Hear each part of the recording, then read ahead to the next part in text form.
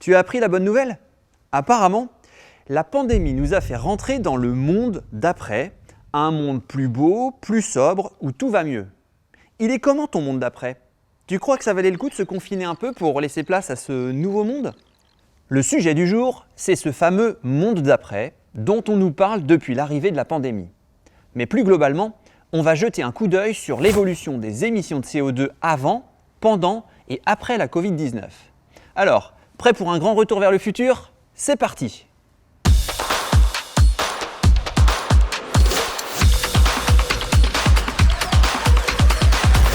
Allez, on commence par regarder un petit graphique.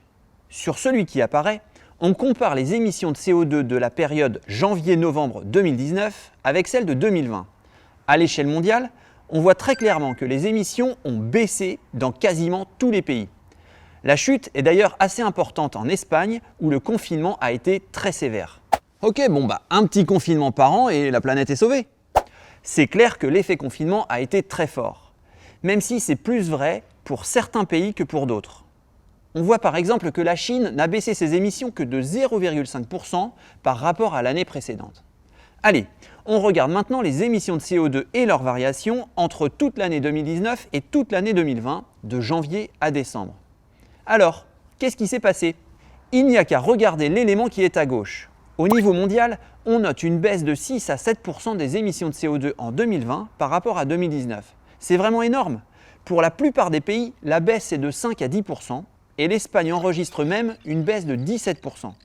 Pour d'autres pays qui ont mis rapidement en place des mesures sanitaires préventives, les baisses d'émissions de CO2 sont moins importantes. Là encore, le cas de la Chine est intéressant à observer. On voit bien que sur l'année complète, les émissions de CO2 sont globalement à la hausse. Mais c'est quoi toutes ces cases de couleurs là? Eh bien, on va voir ça tout de suite ensemble. Allez, on zoome d'un cran dans le graphique. On voit que les émissions de CO2 y sont décomposées par secteur. Par exemple, la case qui s'appelle Domestic Aviation fait référence aux vols intérieurs.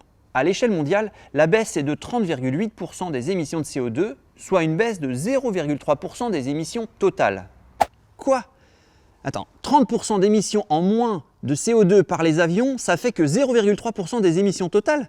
Mais moi qui croyais que les avions étaient des gros pollueurs, j'y comprends plus rien. Je comprends que ce soit surprenant. Mais tu vois, l'aviation ne représente que 3,5% des émissions totales de CO2 dans le monde. Donc forcément, même si les émissions plongent dans ce secteur en particulier, les émissions globales sont finalement peu impactées.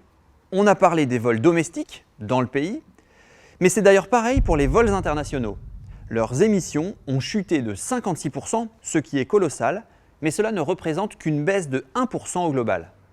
Je pense que le cas de la Chine est assez intéressant pour qu'on l'étudie de plus près. Comme on le disait tout à l'heure, leurs émissions globales ont curieusement augmenté de 0,7% alors qu'elles ont chuté de 6% en moyenne pour la plupart des pays. Au niveau des transports, il y a quand même eu une baisse des émissions. Mais c'est au niveau de leur appareil productif, les industries, qu'il y a eu une vraie augmentation, plus 1,5% pour l'industrie et plus 0,05% pour la production électrique. Je te propose qu'on observe sous un autre angle les variations des émissions entre 2019 et 2020. On peut le faire en regardant les émissions jour par jour. Sur ces nouveaux graphiques, dès que les données sont en bleu, c'est parce que les émissions de l'année 2020 sont inférieures à l'année 2019. Lorsque les données sont en rouge, c'est l'inverse. On a dépassé les rejets de 2019. Sur ce graphique, qui représente les données mondiales, c'est quand même globalement le bleu qui ressort le plus. Mais sur celui-ci, qui prend le cas de la Chine, on a le droit à plus de variations de couleurs. 3 mois seulement ont été sous le seuil de 2019, janvier, février et mars. L'activité industrielle est repartie à fond dès le mois d'avril. Ah elle était rapide la pandémie chez eux, hein. En tout cas, l'effet du confinement a été plus court qu'ailleurs. À date, nous ne connaissons pas encore les émissions de CO2 de l'année 2021 à l'échelle mondiale. Mais on peut déjà comparer le premier semestre de 2021 avec le premier semestre 2019, avant l'arrivée de la Covid-19, quand l'économie se portait bien. Entre ces deux périodes, on note qu'il y a globalement une baisse des émissions de CO2 à l'échelle mondiale dans tous les secteurs. L'impact de la pandémie est donc toujours plus fort durant ce premier semestre 2021. Mais encore une fois, des pays dérogent à la règle, comme la Chine, mais aussi le Brésil qui n'a pas confiné sa population et dont l'activité de certains secteurs s'est très bien maintenue, au prix d'un nombre de morts record. Allez, comme tout à l'heure, je te propose de rentrer un peu plus dans le détail et d'observer les émissions poste par poste. Pour l'aviation domestique, la baisse est de 18,2% au premier semestre 2021 par rapport au premier semestre 2019. Mais tu le sais, la part de ce poste dans les émissions globales étant peu significative, elle ne les fait baisser que de 0,2%. Alors que la moyenne mondiale enregistre une baisse de 1,2% des émissions globales, la Chine, elle, repart complètement à la hausse. C'est reparti tellement fort que les émissions de la Chine au premier semestre 2021 sont déjà supérieures au premier semestre 2019 de 9,5%. C'est absolument énorme et il s'agit d'un record absolu en termes d'émissions de CO2 pour la Chine. D'ailleurs, ça doit te rappeler un autre épisode. On l'a déjà dit, il y a une relation quasi directe entre la quantité d'énergie mobilisée, qui se traduit par des émissions de CO2, et le PIB. Alors tu ne seras sans doute pas surpris si je te dis que la croissance chinoise est repartie de l'ordre de 9 à 10%. Ah bah le voilà le merveilleux monde d'après. Oui. Allez, on ne s'arrête pas en si bon chemin et on observe comme tout à l'heure les données journalières. À l'échelle mondiale, la courbe est plutôt bleue. Ce n'est pas surprenant puisqu'on relève une baisse de 1,23% des émissions de CO2 entre le premier semestre 2019 et le premier semestre 2021. On rétrécit un peu l'échelle et on passe à l'Europe des 27 plus le Royaume-Uni. Ici, il y a une baisse de 3,63% des émissions. Elles n'ont d'ailleurs toujours pas atteint le niveau de 2019. C'est très certainement lié aux restrictions sanitaires dans cette région, où les restaurants, les bars et les discothèques ont été longtemps fermés et le sont encore parfois.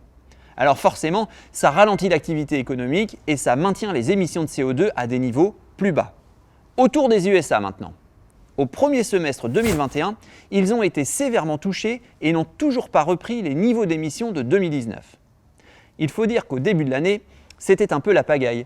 Beaucoup de morts de la Covid-19, des hôpitaux saturés et la mise en place du gouvernement de Biden avec des confinements très stricts. Tout ça, ça nous donne une baisse globale de 5,9% des émissions aux États-Unis. Ouais, moi, je connais un pays où la courbe tire sûrement un peu plus vers le rouge. Et si on jetait un petit coup d'œil à la Chine? Pas de surprise, là-bas, l'activité est repartie à vitesse grand V. Et les émissions de CO2 aussi, puisqu'elles ont augmenté de 9,6% par rapport au premier semestre 2019. Il y a simplement eu un petit trou d'air entre le 10 et le 20 février qui est dû à une période de confinement. Au niveau purement économique, la Chine se porte donc très bien puisque son activité est largement repartie. Bon, allez, il va être temps de conclure. Pour cela, je te propose de prendre un peu de recul sur ce sujet. Quand on regarde la consommation d'énergie primaire entre 2000 et 2020, on se rend compte que la Covid-19 ne l'a que légèrement fait baisser. On dirait bien que le monde d'après, c'est pour après. Et tout ça s'explique. PIB et énergie disponible sont liés. Quand il y a croissance économique, il y a augmentation de l'énergie consommée et donc augmentation des émissions de CO2. Et l'inverse inquiète. Une baisse des émissions de CO2 pourrait entraîner une forme de décroissance économique qui ne semble pas plaire à grand monde. Bon alors, comment on fait? C'est quoi la solution? Eh bien, on dirait que faire baisser les émissions de CO2 sans effondrer l'économie n'est pas simple. Beaucoup rêvent de solutions de découplage grâce à notamment l'amélioration de l'efficacité énergétique et du mix énergétique.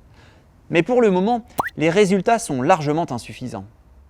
Comment concilier une baisse des émissions de CO2 tout en maintenant une activité économique qui permette à nos sociétés de vivre dans un niveau de confort acceptable? C'est tout l'enjeu des années à venir.